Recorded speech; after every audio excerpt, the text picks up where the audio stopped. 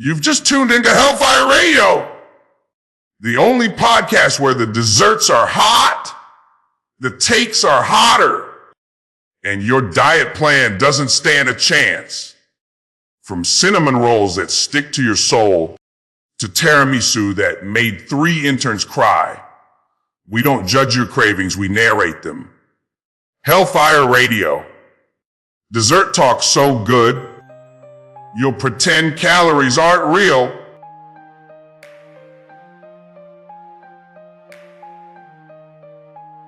Welcome back to Sinfully Sweet on Hellfire Radio, the show where temptation gets baked into every bite and calories have consequences beyond the grave. Today we dive into a subject that splits families, ends friendships, and has ruined more Thanksgiving dinners than politics. Pie! Yes, pie!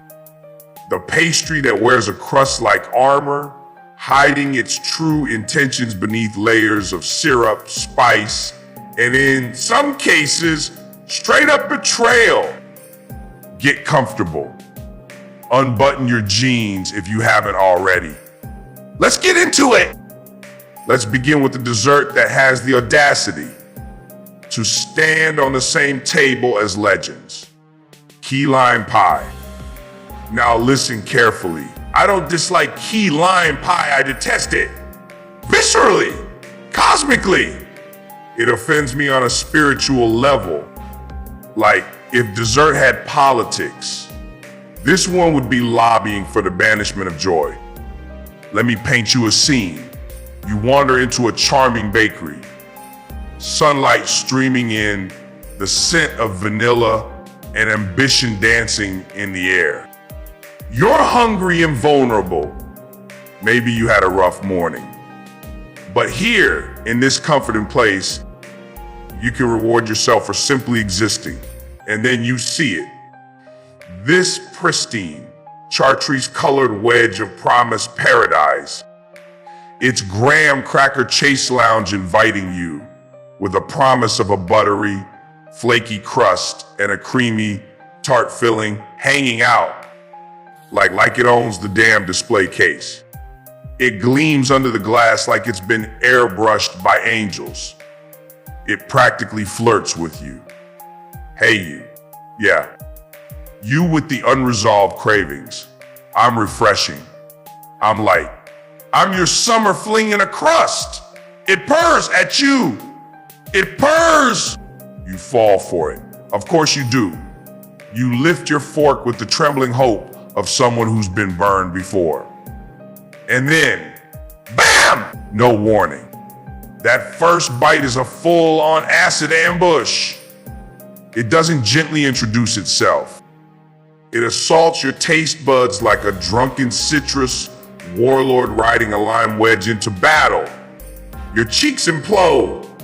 Your tongue taps out. You're not refreshed. You're under attack.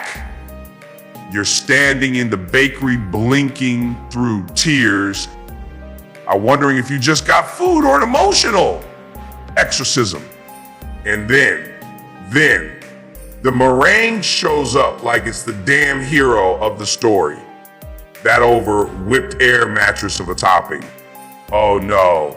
I'll balance the tartness. I'm sweet and soft and shut up. Your whipped egg lies with a sugar filter.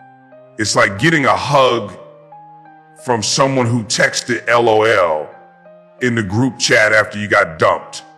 All fluff, no warmth. I've seen betrayal. I've caused betrayal. But this is culinary treason. By the end of that slice, you're not eating dessert. You're reliving childhood trauma you didn't even have. You walk out of the bakery sweating and confused, your trust shattered like the thin crack of that overbaked crust. Let's be real. Key lime pie isn't dessert, it's a trap. A glossy, green-tinted honey trap laid by smug coastal elites who think Tart is a personality. They call it zesty. I call it psychological warfare. It's not here to please. It's here to punish. It belongs in the same category as cold showers, tax audits, and group texts that say, we need to talk. And yet, people bring it to dinner parties like they're offering up divine revelation. You ever had someone proudly serve you a key lime pie and stare at you while you take a bite? Watching, waiting. Their soul already corrupted. And now they want to drag yours into the same lime-scented pit. Well, I've got news for you. I invented sin. I wrote the cookbook on temptation. I once convinced a vegan to eat a bacon wrapped eclair. You think key lime pie scares me? Please.